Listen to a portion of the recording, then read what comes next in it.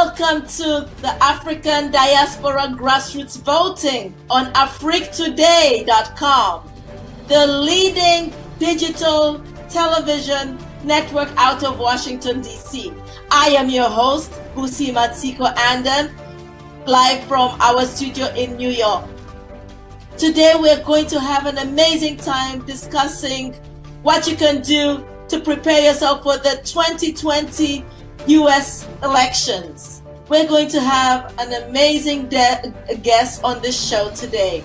You can watch us on 4 platforms: Facebook, Instagram, Twitter, and on our website, www.afriquetoday.com. Stay tuned.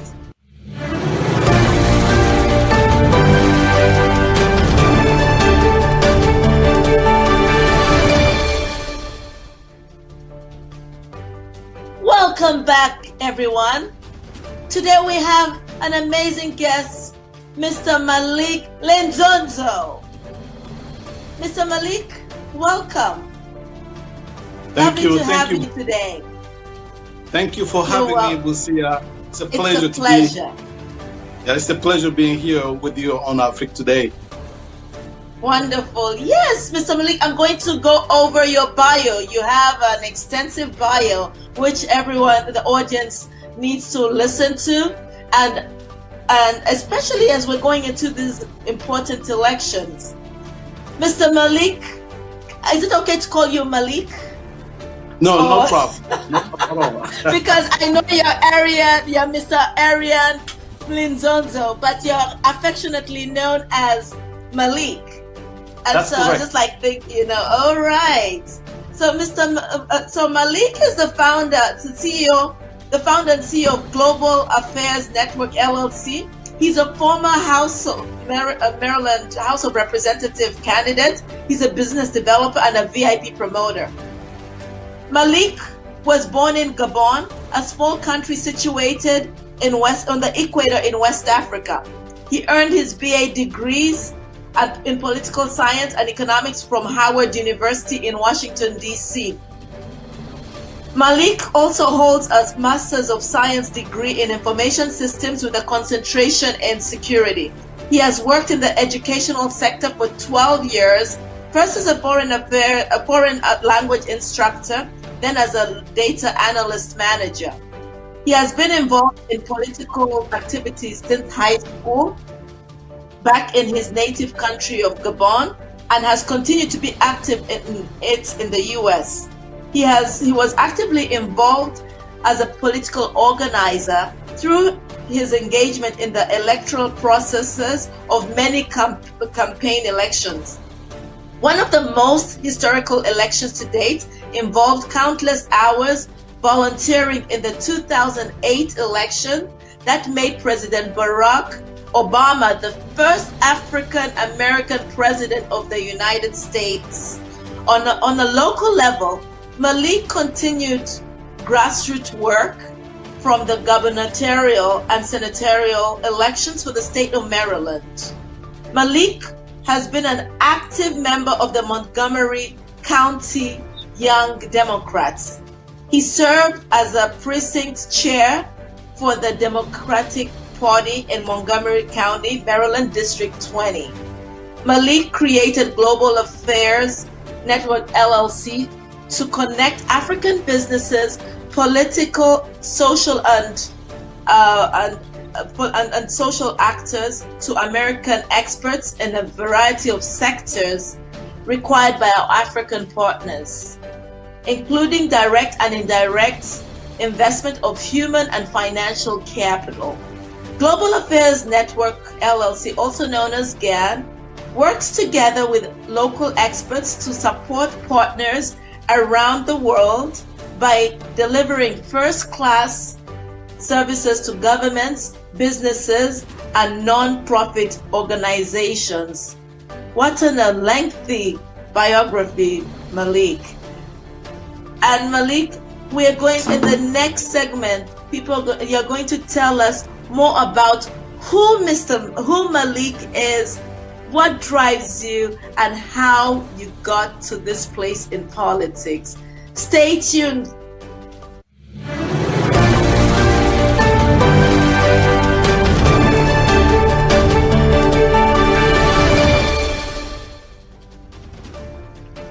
Welcome back, folks. I am just going to ask Malik an array of questions which I believe are essential and critical for you to know going into this 2020 US elections. Mr. Malik, tell us about yourself. I would like to know, I mean, you come highly recommended. That's why you're on this show. You've done a lot the grassroots level as a community organizer in the DMV area, that is the Washington, D.C. area. So please tell us more about yourself and how you've gotten to this place and what makes you Malik. First of all, Busie, what a pleasure to be with you today. I want to thank you for that wonderful introduction. I mean, sometimes it takes somebody else to go through some of the stuff that you've been doing for you to realize that you've been on the ground for a long time. The one thing I can add, though, to that introduction is the fact that I actually created a platform called the African Voting Bloc. So that's to add to that wonderful introduction that you made. My name is Malik, as you said in the introduction. Was born in a small country called Gabon, native country called Gabon. I've been in the U.S. For the last 20 years. Is that where Oliver Ngoma is from? Oh, wow. Yes. So yes, the love of politics, started from Gabon since high school. So I knew, pretty good that that's what I wanted to do. It's been quite a passion to me. Although when I came to the United States after my education training, studied as an educator and then data analyst, like you said. But the passion for politics has always been like a ghost. It's always haunted my spirit. So I always want to do politics. So while being an educator, working for the school system, I actually stayed in political engagement. Organizing my very first election was actually quite of an event, because when I became a citizen, that was also the same year Barack Obama was running for president. So that was quite an experience for me to just dive into this political process in the United States. And ever since, it's been a wonderful experience. Organizing a couple of years ago, I was the Diversity Leadership Council chair for the state of Maryland, as far as the continent African community is concerned. So I've represented the political party, the Democratic Party, at the highest level when it comes to the community level. So yeah, I'm a father, husband, like you say, entrepreneur, a politician, if you will, but also somebody who loves people and always trying to do the best thing to push the agenda of our people, our community, and to participate in making America the best place for everybody. Fantastic. Thank you so much for that insight on you, because it gives us context to your drive and to your advocacy. And one of the things before I want to also go into, I think it's important that we learn more about the African Voting Bloc, because it mirrors what our show is about. That is the African Diaspora Grassroots Voting. So tell us, when did you start the African Voting Bloc, and to date, how many members have you garnered? Absolutely. Yeah, listen, in 2018, I run as the Democratic delegates in District 20. So it is during that process that I really understood the importance of us being involved in the democratic process, to participate in this democratic process here in the United States. I also realized that there's a lot of us here in the United States, but very, very, very few involvement in the democratic process. So that was there. So after the election, since I didn't win for many reasons, and part of that was that we were not as galvanized as we were supposed to be. And given the fact that here in Maryland, we have one of the highest populated population when it comes to African immigrants. So that was a shock for me to know that the participation in the political process, in the electoral process, was very, very little. So after that election, that's where I launched the African voting bloc, so that we can galvanize all African immigrants and also the African American, because this is not just, when I say African here, this is not just the African immigrant. My effort is bring both African American, Native African American, and the immigrant African American together to that coalition, so that we can understand that we have the same experience. You know, whether you're born here or you are immigrants, we are facing the actually the same similar challenges, except that I would like for African immigrants to be more involved, because although we share the same experience in America, we go even beyond. Like, you know, when you're immigrants, you have even more challenges. You not only have the African American experience, but you have on top of that, you also have the African American immigrant and challenges that you have to add on top of that. So for you, it's like you have to be. It's like it's a requirement. It's a must. You have to be involved in this political process, understanding that you know, it's very important that your voice be heard, and given the fact that we all gone through one of the most important election, the coming election 2020, where we have to make our voice heard. So when I see people like yourself, the work that you do with a variety of other leaders in our community, it is you know, beautiful to see that, and just to continue to work so that we can be synchronizing all those energies all around the country, not just here in Maryland or New York, just all over the country. So as far as the membership, we it's quite a lot of people now. We are over 200 people, leaders. I'm not talking about just people who are, well, yeah. It's so interesting. I was just going to ask you a question that was leading into that as well, and I'm glad you're bringing it up. And it was around people running for office. How do we encourage people to run for office? Because sometimes to affect change, you have to participate to run for office. You can't make a difference if people don't run for office. So I think that could also fall under your African voting bloc. Does it in any way? Just educate me. No, part of the effort here is to remind folks that we as immigrants, our job is not just to vote for other people. You know, we have to be able to be organized and mobilize our own people so that we can be, investing in ourselves, because they say nobody can serve you better than yourself. Somebody always say, if you're not if you're not on the table, the decision-making table, you are on the menu. So you don't want to be on the menu. Absolutely.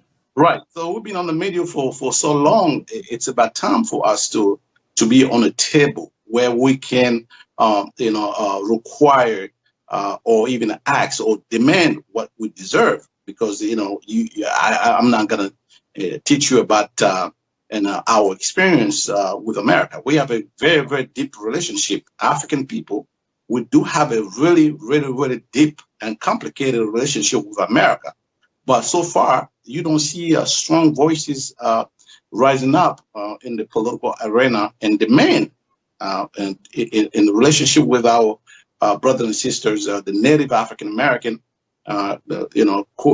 building a serious coalition that we have to understand that this relationship with America have to be known, and we have to be having an honest conversation. And that is only possible if we have our own running for offices. So the African voting bloc is a way to remind America that we're here to stay. We're here to contribute greatly, not only by voting, but we're here to actually invest in ourselves so that we can be the change that we are looking for.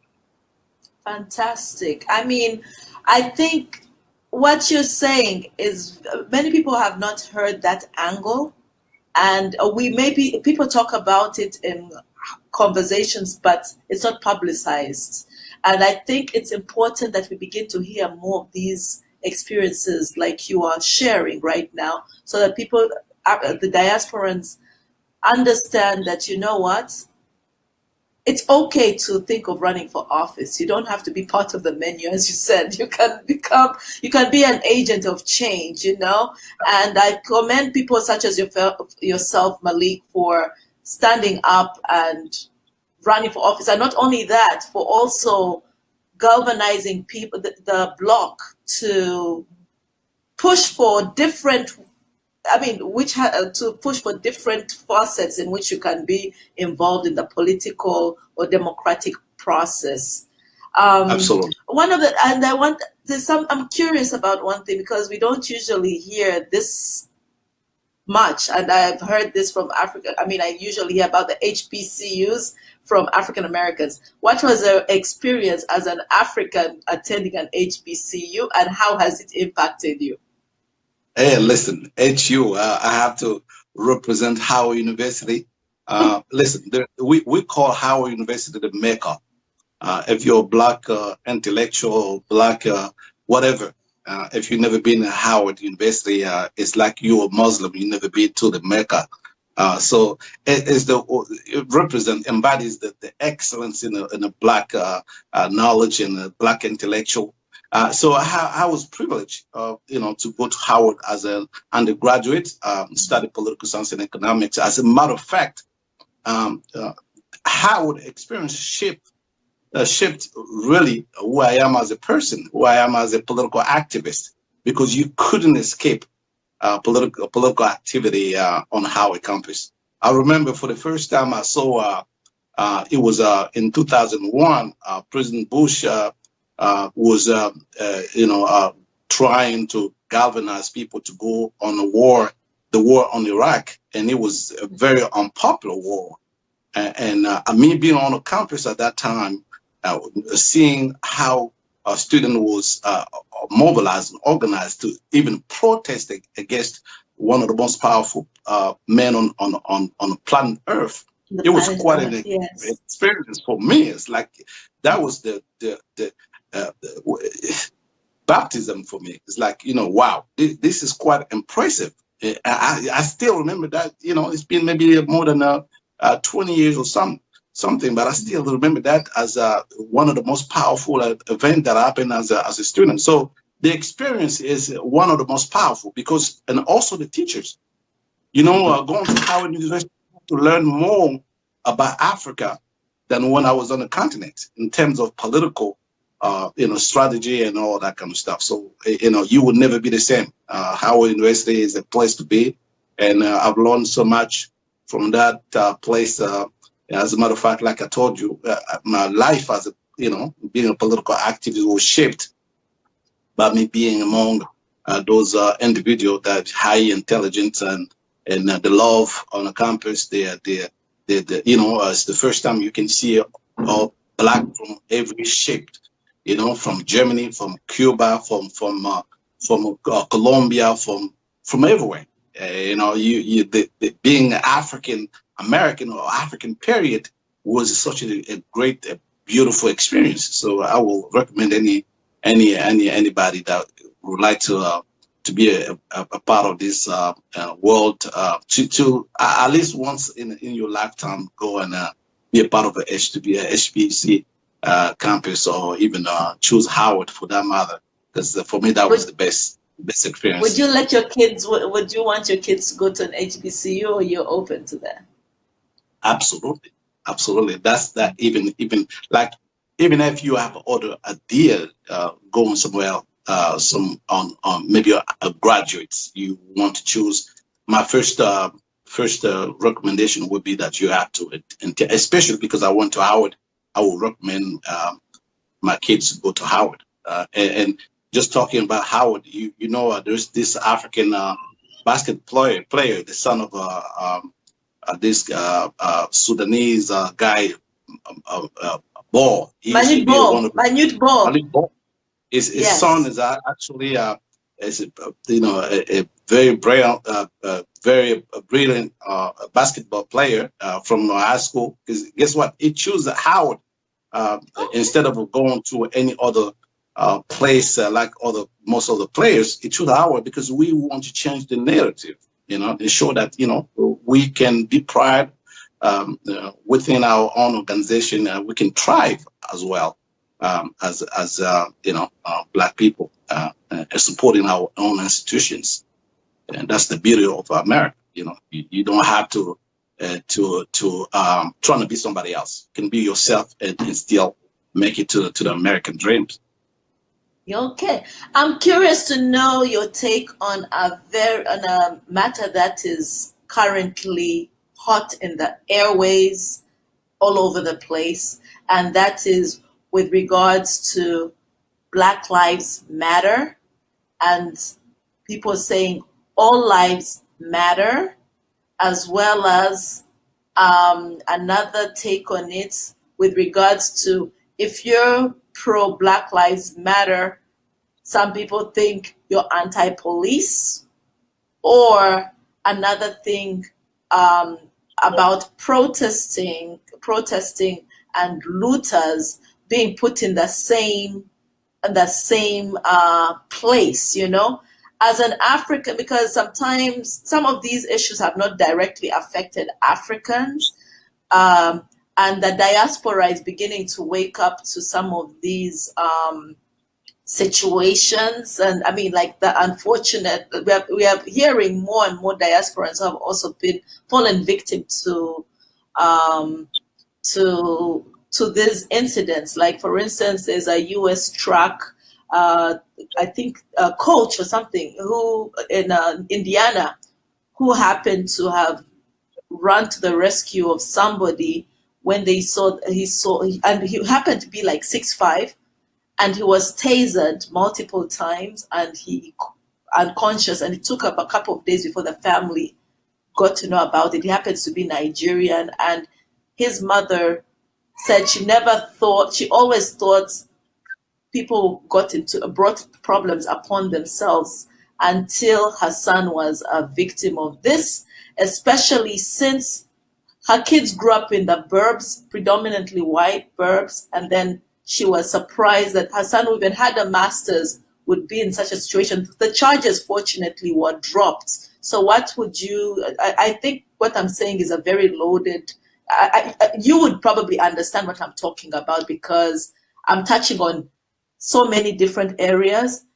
You as Malik, who has been raised in Africa, whereby some of the things are very conservative. However, you experience as a Black man in America, yet you're African. It's a very crowded, I know someone would say, oh, Busie, you're probably asking too many things in one question, but I just want to make it as I want to trigger your mind to talk to a diasporan out there, or to talk to an ally out there who does not know who does not empathize with the African American or the Black man for that matter, and how would you try to condense it into something that could be understood and comprehended more easily? I mean, easily. Well, Busie, listen, that's you just put a finger on one of the most important, one of the most pressing issue of our time. You can call it Black Lives Matter or not, but the fact of the matter is there is a reason why there's a requirement, or there's a demand that Black or African bodies, because if you take that word apart, just say African Life Matter, you first have to ask your question: why do we need to even say that? Why do we need to say African Life Matter? Because of the history that we do have with this country. African people, that particular specific group of people that helped to make America one of the shining city on the hill, is actually a people that went through so much and continue to go through so much. Most of those African descent or African people in America never have a chance to really live the life as a full citizen from the start. So we went from being war prisoners, you can call them slaves, war prisoners, to half of people, and then full people, and then we have to fight for our citizenship, to be a human being or to be American. So all of this process, you would never hear something like All Lives Matter. Why we didn't discuss it? Why America, especially our brothers, who are against that, Black Lives Matter slogan or whatever group. If that was not necessary, why is that we never have All Lives Matter since the beginning of this country? We were not citizens. We were not human. So it's a process. But now that most of us have that right to be full citizenship, we are still facing with what you call racism. And this is after the fact that the Jim Crow is over, because that's you slave, and then you go through a Jim Crow, and then after that you still have to face with racism, like systematic racism. So when people say all lives matter, what you have to understand as a political strategist is that we always been faced with that kind of tactic to keep our struggle not important, to keep us continue to dismiss us as a community of people. Because if you even see the laws that this country have made since the beginning, you will have, for example, people telling you, I think the 13th Amendment in the Constitution, saying that no human being is supposed to be held as a slave against his will or against her will. Now, guess what? There's always a loophole. They're going to say, except if you're a prisoner. What does that mean? That means that, everybody else are not supposed to be held as a prisoner, as a slave. But if you become a prisoner, then the government, the institution of the institution of imprisonment, can actually treat you as a slave. Now, going from that law, the law of the land, you have to ask yourself, who are the people that are mostly or more likely to go to jail to become president? The prison population is so ridiculous, it's uncomfortable even for Americans to talk about it. Okay, so if America represents 5% of the world population, we have 25% of the people of the global population that are in jail and prison in America. So now you have to, that's the reality, right? And then you have to also break down into who are the dominant prisoners. You will see that it's black and brown people.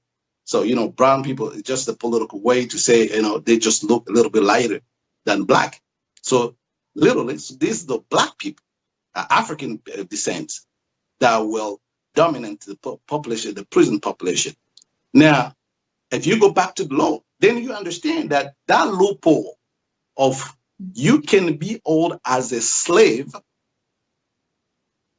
if you're a prisoner, then you will understand why is that it's easier for us, the African people, to go to jail.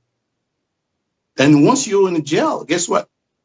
What is wrong or right, the right way, once you're in jail, you are actually messed up for the rest of your life, even if you have already paid your debt to society. So you became worse, even worse than a slave, because you come back to the land of opportunity, but you cannot even participate as a full citizenship. You cannot have a loan. You cannot vote. You're not a citizen, period. So you cannot, enjoy the American dream. So all of this, we have to really understand how the laws affect us. And when people come and say, oh, all lives matter, it's a trickery. We have to see it as a trickery. Like, if you look deeper, you know that even laws created by the government is always a little loophole in it, that if you don't look it closely, you don't even know. So if you become a prisoner, the government or the prison industrial complex can use you as a slave. So now you can understand why it's easy for us to go to jail. So when you're there, you're gonna do all kind of stuff. You're not even a human being no more. They can hold you in a cage. They can treat you the way they treat you. You can work for free because the law is saying you actually have no right anymore. Now, why is that African people or the African American immigrants population, why is it so important for us to really step up? Because these people from the start is us. Those slaves, they were not African American, they were African. They were African people. So I have a hard time to really understand the disconnect. How can you don't understand that this is us? When a police officer see me walking down the street, they're not gonna see this is Malik is a African American immigrant, or this is Johnny is African American native. We all African, Black people. So from that perspective, you have the obligation to really, really fight to make this place a better place. Now, one more thing. People only wake up right now because now they see that, stories kind of, here and there, when you put all those stories together, you find out that even us, the immigrants, we are a part of this oppressive, we also are part of this oppressive society. I don't know if you know about Amadou Mr. Diallo. Malik, let us come back after the break and you will tell us more about that point. Let's just stay tuned. Okay. Yes. All right.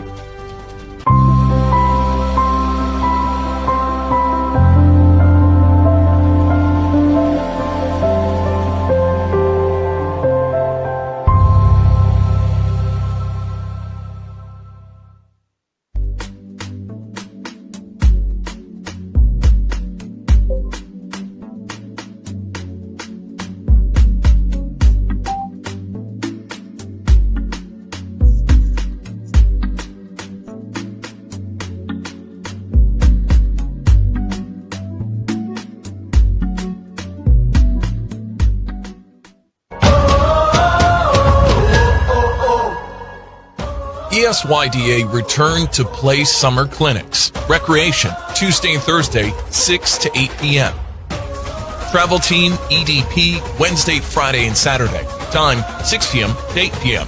Free mask and water bottle. Register today at esYDA.org. Email info@ESYDA. Phone 248-765-9369. Office 301-800-7848. Toll free 800-995-5532. Free registration for all summer clinics. All new players need buy uniforms. We're following COVID-19 soccer guidelines. Small group practice with 9 players and 1 coach. For more information, go to ESYDA.org.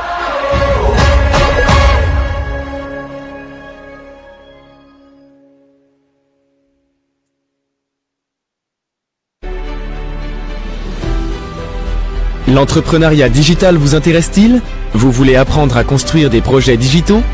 Aimeriez-vous gagner des revenus passifs conséquents en tout lieu? Voici la plateforme des professionnels du digital, la Diaspo Academy. Ici, vous retrouverez les meilleurs professionnels de la diasporama mondiale connectés sur notre plateforme. Vous allez pouvoir acquérir des formations adéquates qui feront de vous des entrepreneurs digitaux compétents. Étudiants, entrepreneurs, coachs, instructeurs et entreprises, Diaspo Academy est une opportunité pour vous. Elle vous offre la possibilité de suivre votre formation en mode virtuel à partir de chez vous, où que vous soyez sur la planète. Toutes nos formations disponibles en ligne sont dispensées de manière interactive. Il suffit de vous inscrire et vous pourrez les suivre depuis chez vous. Au cours de la formation, vous passerez des quiz et examens selon votre parcours. En outre, à partir de votre tableau de bord, vous suivrez vos performances et progressions. Vous pourrez aussi communiquer avec vos instructeurs et recevoir des notifications. À la fin de votre parcours de formation, vous recevrez un certificat Diaspo Academy Certified. Que vous soyez débutant ou responsable d'entreprise, Diaspo Academy est une opportunité pour vous. Saisissez-la. Enfin, que vous soyez coach ou instructeur, ayez accès à un millier d'étudiants à travers notre plateforme. Merci de choisir Diaspo Academy, le meilleur choix. Pour plus d'informations, allez sur www.diaspoacademy.com. Diaspo Academy, la plateforme des professionnels du digital.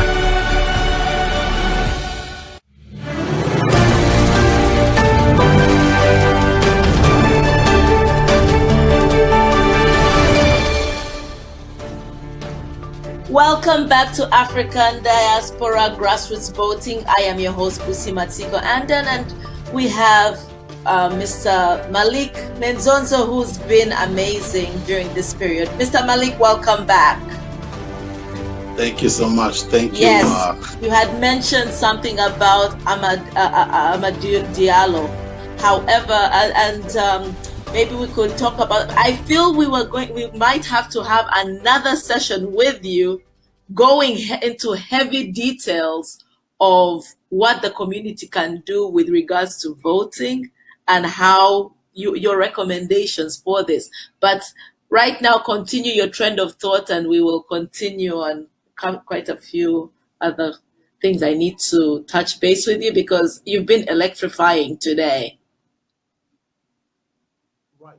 No, the relationship with that case in 1999. Oh, I can't hear you. Your volume is. Yeah, I have heard some. Hello? Do you hear me? Okay. I can hear you a bit. Okay, continue. Okay. Yeah. So I was just trying to make a connection with that case, 1999, the Amadou Diallo case, with the fact that we have to understand that this is just African American or African immigrants. It's all of us, because that case show you that it doesn't matter where you are American born or American by choice. We all suffer the same reality. That's why in this election we need to really make sure that our voice is heard. We have to organize and mobilize so that we can make an impact. But beyond that, mobilizing for voting, we also have to understand that the best way to serve our community, to change those laws, like this guy was that young boy that I was mentioning, Amadou Diallo, he was a guy from parents were from Guinea, so he was shot in New York, and over like a 41 bullet in his body. One can wonder how many bullets do you take? It takes for you to kill an unarmed person, unarmed black man. But all of this is that if we need change, then we have to be involved. We have to be involved in the political process. Not only voting. Voting is good, but if you really want to make a difference, you want to make sure you are a part of this decision-making operation. You have to be on the team. Fantastic. And so how can we organize our community for this coming election? Well, many ways. many ways. First of all, you have to be involved in current issues. I've seen people wondering why they should be marching with, this movement that is people gathering around the issues of police brutality.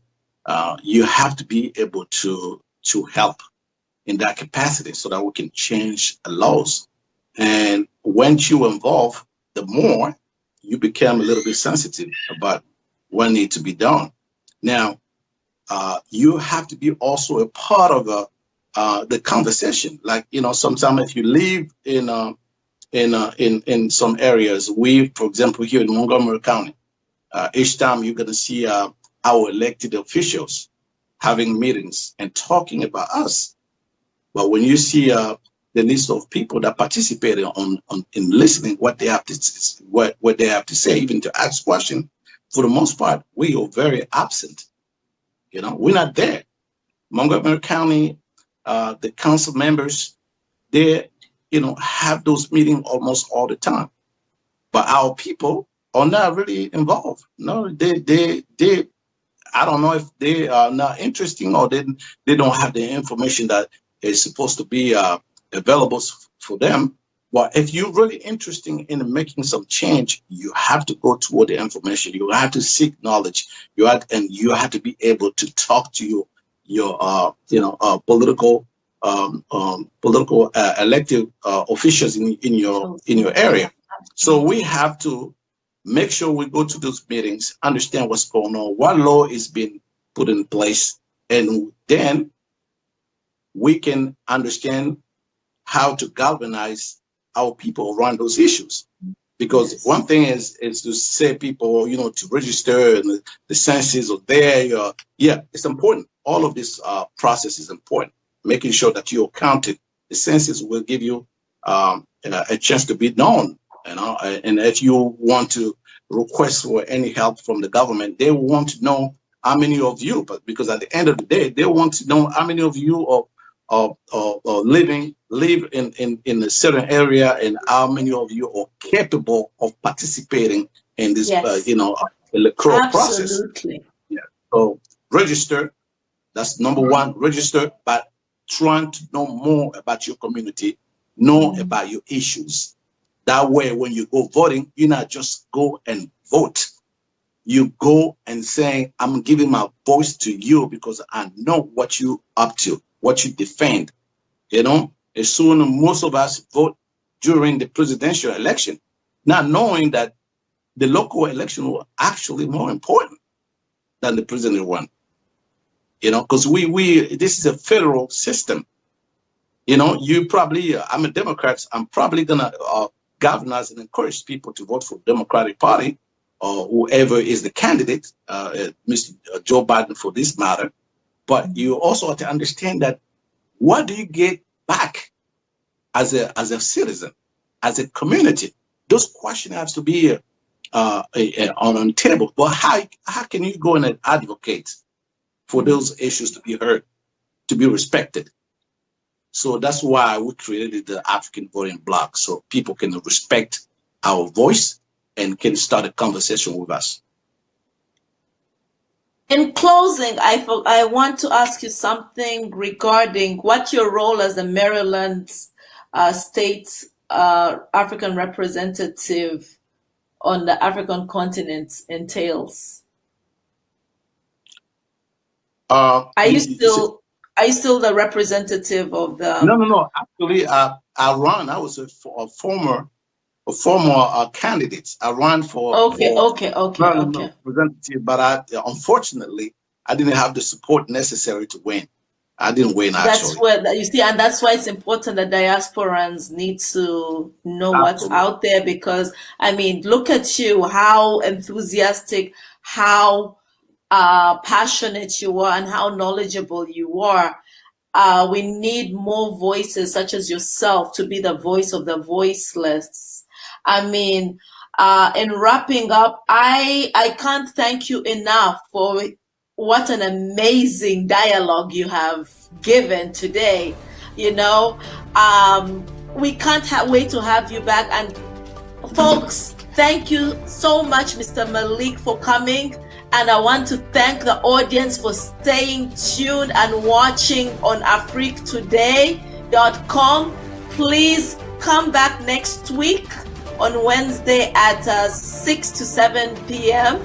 as we continue our African Diaspora Grassroots voting leading up to the US 2020 elections. Thank you and have a wonderful week.